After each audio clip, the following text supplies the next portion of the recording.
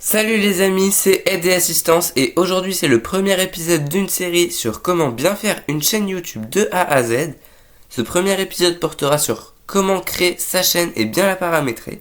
Sans plus attendre, je vous souhaite un bon visionnage.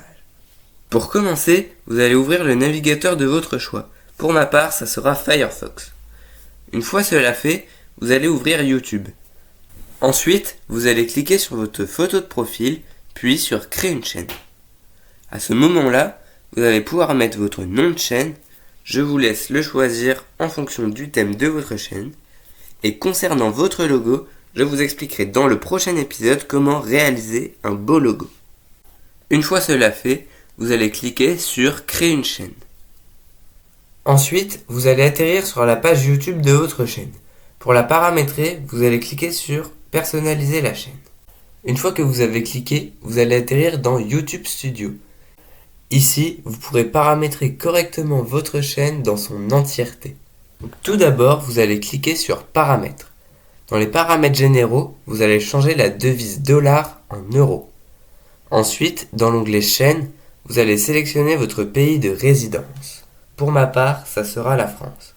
Une fois cela fait, vous pourrez ajouter des mots-clés qui définiront au maximum votre chaîne. Par exemple, je vais mettre des mots comme informatique, aide ou encore soutien. Une fois cela fait, vous allez aller dans Paramètres de mise en ligne par défaut. Cela vous permet par exemple d'avoir un titre, une description et même des tags similaires pour chacune de vos vidéos. Vous pourrez également choisir la visibilité de vos vidéos, donc publique ou privée. Ensuite, dans Autorisation, vous pouvez inviter des modérateurs qui pourront eux aussi publier du contenu sur votre chaîne. Donc ça peut être des amis, etc. Dans l'onglet Communauté, c'est pareil, vous pourrez ajouter des modérateurs, des youtubeurs, voilà. Ensuite, dans les paramètres par défaut, vous pourrez modifier la visibilité de vos commentaires, donc privé, public ou même YouTube peut vérifier avant de les publier. Et une fois tout cela fait, n'oubliez surtout pas d'enregistrer. Ensuite, dans personnalisation puis branding, vous pourrez mettre un logo, donc on vous expliquera comment faire dans la prochaine vidéo. Et pour la bannière, c'est la même chose, on vous expliquera aussi. Vous pourrez aussi mettre un filigrane en bas de votre vidéo. Donc c'est un petit logo de votre chaîne qui reste toute la vidéo en bas à droite de l'écran du spectateur. Ensuite, dans l'onglet Données d'analyse, vous pourrez consulter toutes vos données. Donc les vues, les abonnés et les heures de visionnage sur les 28 derniers jours. Une fois que tout cela est fait, il vous faut un à propos. C'est à cet endroit que les utilisateurs vont apprendre à vous connaître et à découvrir votre contenu. Ils décideront alors s'ils doivent s'abonner à votre chaîne ou non. Donc pour en écrire un, vous allez retourner sur Personnaliser la chaîne, donc sur YouTube Studio.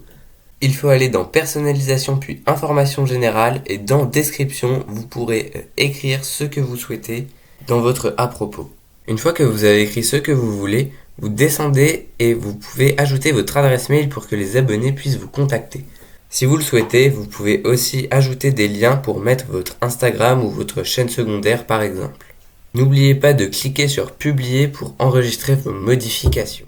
Dès que vous ouvrez YouTube Studio, vous tombez sur votre tableau de bord de votre chaîne.